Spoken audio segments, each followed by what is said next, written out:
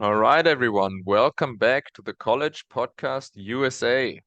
Today, the first episode in English, because we're going to talk about the NAIA, another college sports association, special one with special rules, regulations, and very interesting for European athletes that have competed on a very high level, might have gotten some money. Yes, and the second reason why we do this in English is because we have a guest today, the one and only head coach, soccer head coach of the Corban Warriors, in Seattle, Oregon, Seattle. Welcome to the podcast, Corbin Bowers. Thanks for having me. Great to be here and share our knowledge with guys in Europe. All right, thanks for being on the pod, Corbin. Let me introduce you real quick. You have a bachelor's degree from Anderson University in kinesiology. You competed soccer at Anderson University, D2. Then you made your way into coaching as an assistant coach at Anderson. Transferred to Minnesota, still as an assistant coach, and then became head coach at that university. And now you are head coach of the Corbin Warrior. And now you are head coach of the Corbin Warriors in Oregon, Seattle. Yeah, it's me. So little help there. So the city is Salem, Oregon. But yeah, I've been coaching for I guess almost 8 years now at different levels, and like you said, been in a few different states. And here took over at Corbin University in June, and just got finished with our first season.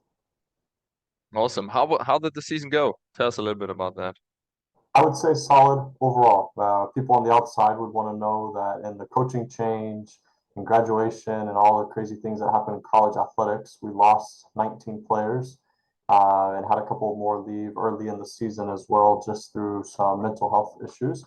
But overall, we took in on a new group, were able to recruit a few players, ended up making the conference tournament for the 11th year in a row, and we unfortunately lost in the quarterfinals. But knowing that it was a new group, we lost a lot of players, new coach. We only had 2 months to put together the squad. Overall success to be 500 in the conference, to be in the top 8 is a good stepping stone to then jump into what we want to accomplish in the future. Joy, absolutely. I think that's a real accomplishment. What you guys did there, especially like in Europe, um, you don't just like lose 19 players and then start over. That just doesn't happen at all. But in the US, that might happen from one year to the next. And then also when you get a new coach, like you just transferred to the school, you didn't know the guys, you could barely recruit, and then still making it to the tournament is, yeah, an absolute accomplishment. Congrats on that. Thank you. Yeah, we're gonna be way more ambitious, but it was a good start to my career and the boys here. So yeah, next year you're gonna win the whole thing, conference, right? I think so. We have to be ambitious, and I think we want elite players. We want to have an elite mindset, and we have a history as a soccer program over the last 10 years, 11 years that puts some pressure on us. Like I said, we've been to the conference tournament 11 years in a row. In the last 11 years, we've been to nationals 9 years of the 11. In conference, we average top 4 pretty regularly, and then our win percentage in conference and overall matches is above 90%. So there's a lot of pressure there to be elite, and we want guys that want to chase those big dreams and want to win a national championship and be the best possible team we can be. Absolutely. Um, so now that the season's over in mid-November, um, players are gonna go home for the holidays and then off season. What does the off season at the NAIA level look like? Yeah, it's unique, it's special, it's very involved. So overall, over the course of the school year, the 2 semesters, we're allowed 24 weeks of practice with the coaching staff. So when the guys arrive back in January, maybe we'll give them 2 weeks, week and a half off to get used to the new class schedule, to get acclimated to being back. But we'll start practicing again in February, and we'll go all the way through to the end of the semester, which will be early May. So we'll train probably 3 or 4 times on the field, 2 or 3 times in the weight room. We have the opportunity to play 3 match days as well. So it'll be a very involved off season with obviously different objectives than a regular season.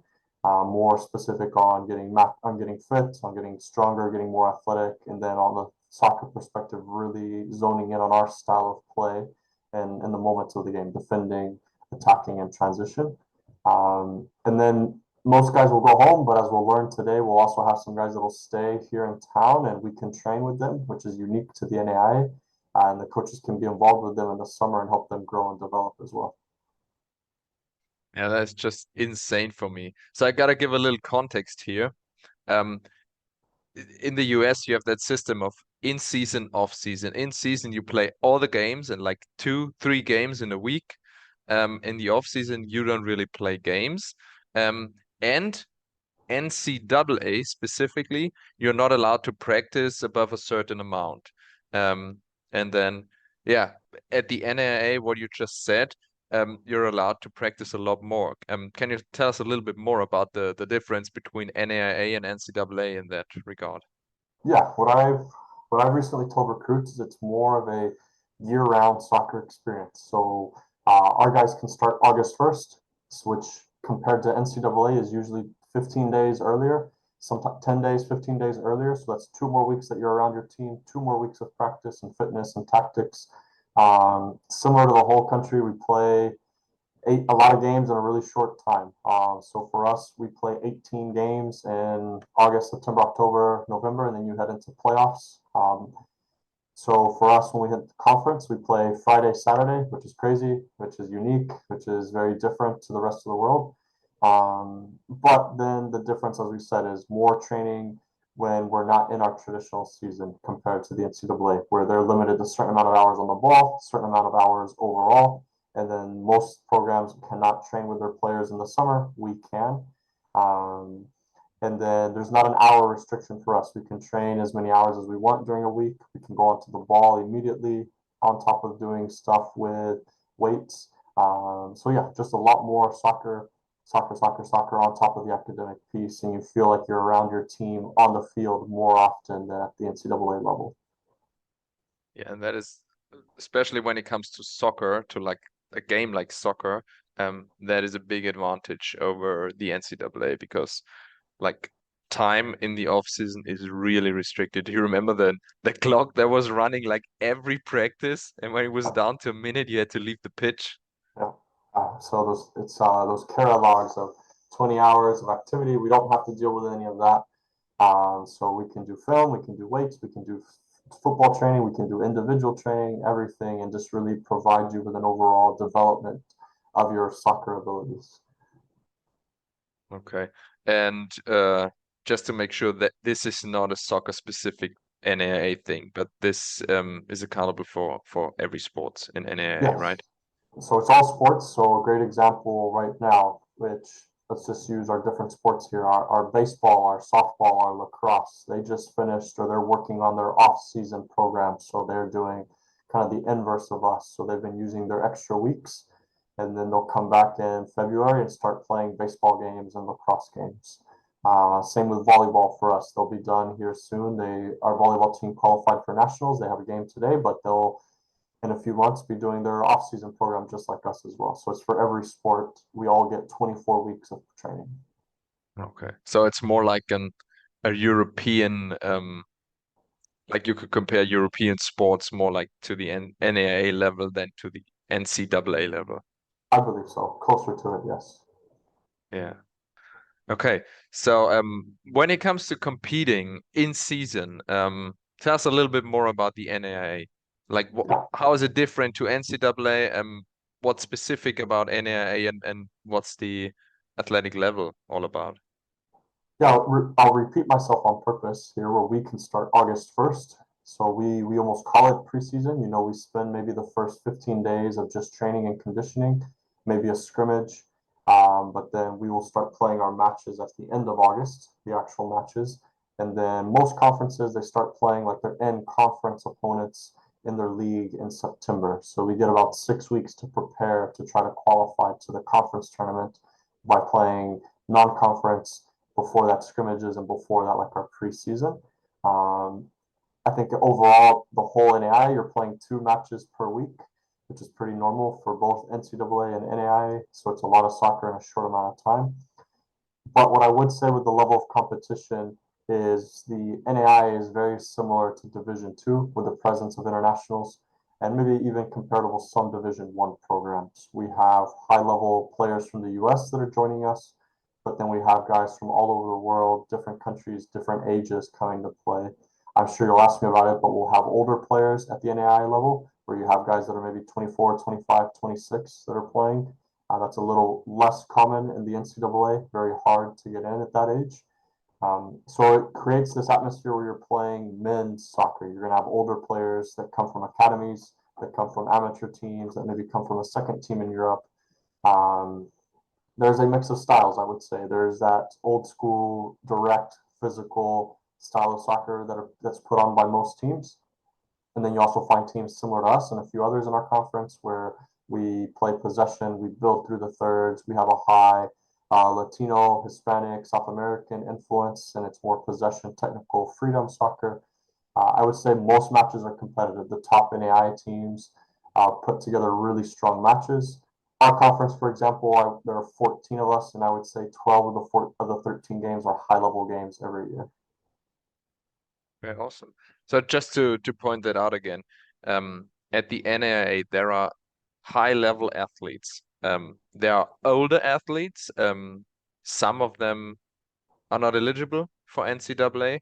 From an athletic point of view, usually people want to go to the NCAA because there's a spotlight and everything. And if you want to go pro, I think it's easier to make it out of the NCAA, but it's not impossible from the NAIA. And as you said, there are less restrictions, which make it easier for people, especially like when they played at a second club in Europe, and they earn some money. They can't go to the NCAA, so they are only allowed to go to the NAIA. Corbin, can you tell us a little bit more about those rules, regulations, the restrictions? What makes people transfer to NAIA instead of NCAA? Sure. So the NAIA is less strict when it comes to your amateurism. So really making sure were you a true amateur, but also we have less restriction when it comes to age.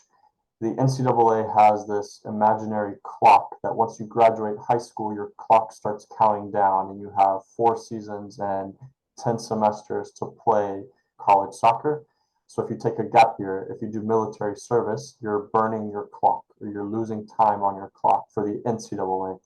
When it comes to NAIA, we don't have this imaginary clock. So Europeans that do military service in Austria or Germany, or they take a gap year, or they decide to take some time away from school, or they're pursuing, maybe they're trying to be a professional in Europe and they get cut from the reserve team or the second team, they can come to the NAIA and still potentially have all 4 seasons and 8 semesters, 10 semesters to pursue their education and football, soccer. So that's the biggest thing when it comes to amateurism, is that flexibility in age. So there are guys on our team that are 25 and they just graduated, or we have somebody that's 24 and they're finishing up their masters. But then you also have like your traditional freshman just out of high school who's 18 that's coming in. So it just provides a variety of soccer players in the league. Absolutely. How many internationals do you have on your team currently? Yeah, this season we had 4. So we had 2 from South America, 1 from Central America, and 1 from Africa.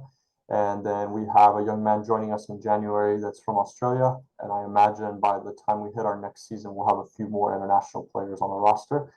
I would say we're on the lower side for NAIA to only have 4. There are teams that will have half of the roster. There's even some NAIA schools that are maybe 75, 80% international. So there's a lot more opportunity for that international soccer player at the NAIA level.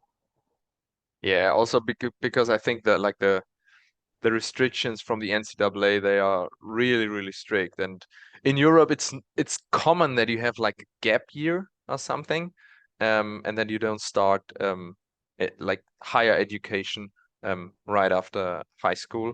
But like a lot of people need some time to do some orientation for themselves. Yeah, I mean, if you lose a year and just because you did some orientation, I mean, that's a big pain or can be a big pain. Yeah, that's why the NAIA could be another landing spot. Corbin, when it comes to money, scholarship money, Sure. um, can you tell us a little bit about NAIA specifics? Yeah, so if we go to the organizational level, typically the NAIA allows us as soccer to provide 12 scholarships. And what that means is you take the total cost of the university, you multiply that by 12, and that would be the top amount you could provide to your roster in terms or squad in terms of scholarship. Not every school out there offers all 12, some do. And then there are loopholes on how to use those 12 strategically. What I like about it is it's the total cost, not based off of just tuition. So it allows us to really mess and get creative with the dollars. And then there's also academic waivers. So if you're a really good student um, at Corbin University and other NAIAs, your scholarship may not count towards the total. Let's use an example. If you have a 3.5 GPA and you're coming to us, then only half of your scholarship would count towards our allotted 12. If you're an even better student, if you're 3.75 or 4.0 and you come and join us, we could potentially give you a full ride and that one scholarship not count towards our total. So that's just an NAIA unique flexibility. And then you have to know for everybody out there that some schools stack academic and athletic scholarships. There are universities that will provide you both. And there are NAIA universities that only provide athletic scholarships. So it's really important that you do your research, ask coaches, ask financial aid what kind of scholarships they offer. But I think overall there's more opportunity at the NAIA level to help cover the cost of education. Through educating myself and having a lot of international and European teammates, I understand most of Europe provides free secondary education. So those players aren't putting Kind of it's free through because you tax. pay it through taxes. Yes, it's tax, so you are paying for it, but families aren't having to save through the child's life for college. So maybe those budgets aren't as big as some of our USA students have. So it's Yeah, just we don't an have budgets in Europe for yeah. that. So it's just easier to cover the cost at the NIA level. Each university will be different about when they allow you to move off campus. For some schools, it's cheaper. For some athletes, it'll be better to live on or off. So maybe you come here, your tuition, your school is covered for, and then you just have to pay your housing and your food. That's going to be very affordable at the NAIA level. Awesome.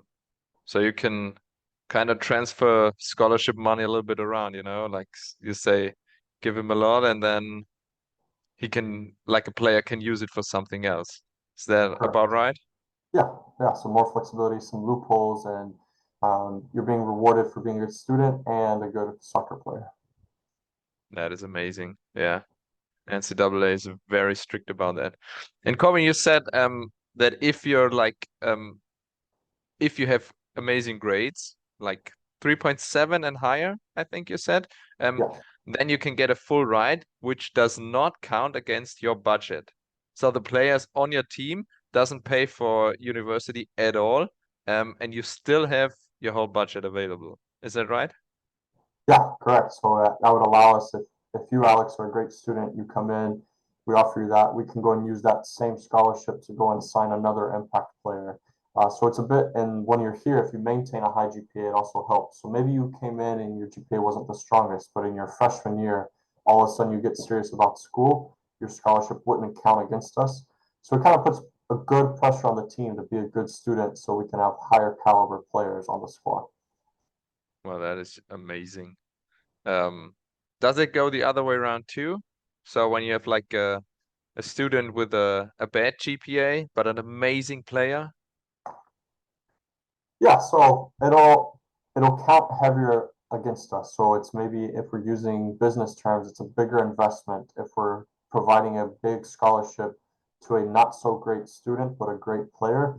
And from our perspective, we would require them to do study hall or to do tutoring or to do extra stuff to make sure they get to the academic standard that they need to be. But we would make that investment with having some caveats or some steps to follow for that athlete. So that's what I like about the NAIA. You can be a good student and a good player, but you can also maybe schooling wasn't your strength, or high school or the high school structure wasn't your best, and now you can focus on a major you like. You get a fresh start, and you can still pursue education and soccer. Yeah, honestly, I think that is very important also for a lot of Europeans to know, because we don't have one high school. Like in Germany, we have three different types of high school. The one is like the high level, then the medium level, and the low level. Which doesn't mean that the people from the high level are a lot smarter than people from the low level. And people from low level can't go to university. But in Germany, they just can't. There's simply no way unless they do like another 3 years of post high school, and then they're allowed to go to university. So we always recommend to those people, go to the US, because you don't have to do those 3 years. You're not allowed to play NCAA, but still NAIA and stuff like that. Junior college. That is, I think, a better way. You don't lose any time, and also get a great education while playing high-level sports.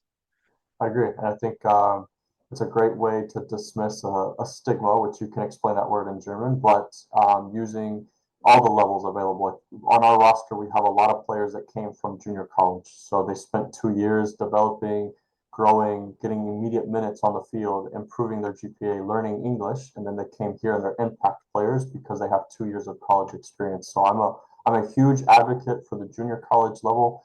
We recruit heavily there. So if something holds you back from going NCAA and NAIA, you can go to junior college and then find yourself on an NAIA roster.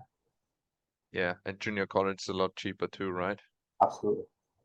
Corban, when it comes to academics, can you tell us a little bit more about the academic standard? Is there an academic standard at the NAIA level?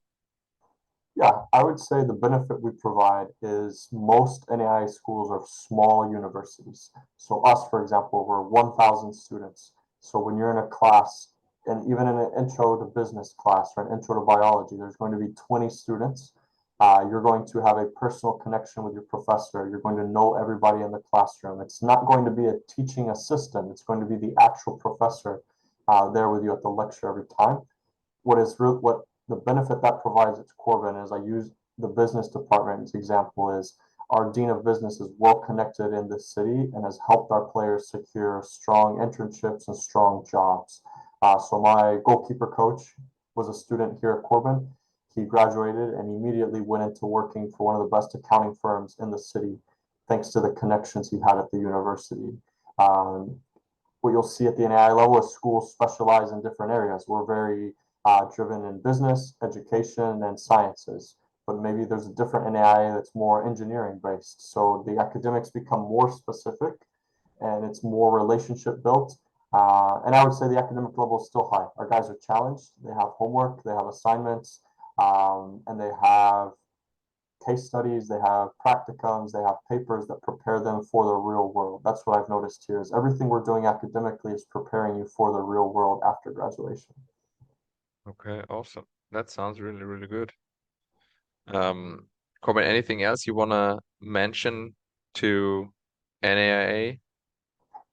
I would say to everybody to be open to all levels in the NAIA. It provides great level soccer, great facilities overall, a great opportunity to travel and see different parts of the world. If you came and joined us, you would visit Washington, Oregon, California, Idaho, all for conference games, and you would see the West Coast. We're an hour from the beach, an hour from the mountains, 2 hours from the desert. So not just seeing the big four letters of NCAA and thinking that's the only option for you. The NAIA provides year-round soccer, high education, personal connections, and you're going to see high-level players, high-level coaches, and it's going to just prepare you to maybe pursue a world in semi-pro or pro soccer, or you're going to be ready to go into a field with a 4-year degree from the US, which can be very valuable when you return to Europe.